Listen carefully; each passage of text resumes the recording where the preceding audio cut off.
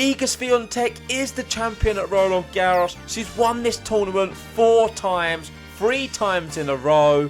It was so dominant in the final, and it looks like she's set to dominate.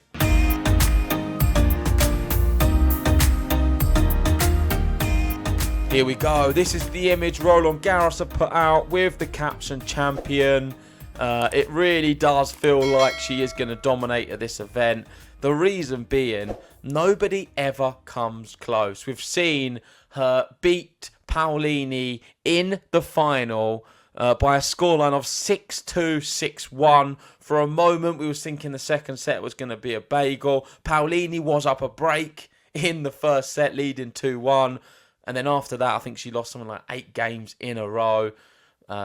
She claimed her 4th Roland Garros title, her 3rd consecutive. She becomes the first player ever to win 3 consecutive titles at the same major since Serena Williams at the US Open 2012 to 2014.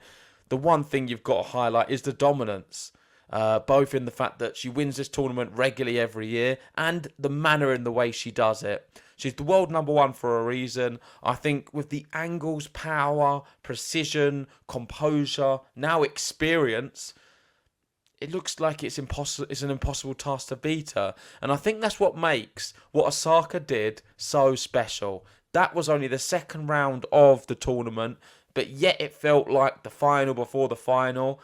She was so close to losing that match. She saved a match point. You can see this was the match in which Iga won. She was 3-love down in the third after losing the second set 6-1.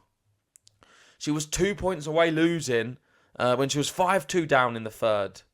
She then saved match point on Osaka's serve, 5-3 advantage, and still ended up winning that match and then going on to win the title. So that is what helped her to win it. Coming through that, I think it gave her that extra bit of concentration and focus. You saw her afterwards crying and the emotion. You saw her emotion today after she won. It means so much to her. And I think when you are at the top, sometimes it's difficult to motivate yourself to remain there and keep going day in, day out. But she seems to have that drive and focus. And I genuinely believe she has something different to a lot of players. And that is, she enjoys winning. And I think that's, you can say, oh, everyone loves winning, but there's some kind of joy I see from her in which she loves beating people comfortably. I don't think she ever gets complacent. She wants to bagel players. She wants to breadstick them. She doesn't feel bad for them. She doesn't just start playing a little bit easier once she's leading. She's very ruthless in her approach. And sometimes players in the past start becoming a little bit complacent, trying to play in a different way, trying more drop shots or flair or trick shots. Never from her. You never see her do any trick shots. She plays one way, and that is a winning brand of tennis. In terms of statistics, I usually go through individual tweets. Instead, I've gone straight to Opta Ace for this one because they have all of the statistics, and there's so many of them. So the first I'm going to read out, and that is since the WTA 1000 format introduction in 2009, Iga is only the second player to claim tournament victory at Madrid, Italian Open, Roland Garros in a calendar year after Serena Williams. So that's a crazy stat. She's also the woman with singles Grand Slam titles, the fewest games dropped from round 16. You can see only 11 games dropped, the same as Navratilova and Eva in 83 and 76. She's breaking records which was set in the 80s, in the 70s. Incredible. I mean, that's the back end of the event, the business end of the tournament when all of the best players you're playing. She dropped 11 games. It's simply so dominant. And here's another one. For the 4th time since the WTA rankings were published in 75, the world number 1 has saved match points en route to secure the singles title. That's, of course, the one against Osaka. Serena Williams has done it. Capriati's done it, and Navratilova. So the same kind of names. And I think it just highlights that is the kind of company she's in. She is 23 years old. How many can she go on to win? I reckon upwards of 10 Roland Garros titles. In terms of Grand Slams, we're looking at maybe 20 plus, quite easily. So, is she going to break Margaret Court's record? Serena's? I think it's likely. That's how good she is.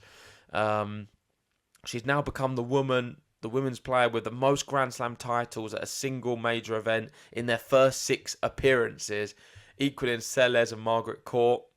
So all of these numbers suggest she's going to go on to be the very best. She's the second player at the Open era to win all of her first 5 women's singles Grand Slam finals after Seles. And I think that's it, is it? No, there's still more. 23 years and 8 days. Iga's become the youngest player in the Open era to secure their 4th women's singles title at Roland Garros. So nobody has done it at 23 years and 8 days. The next in line is Justine Henin. You got Christine Evert there and Steffi Graf, 25 years. So she's got about 2 years on the next name. What can she do in 2 years? I mean, there's a potential of 8 Grand Slams there. It's insane. I generally believe out of them 8, she'd probably win half of them. If not, it'll be something like 3.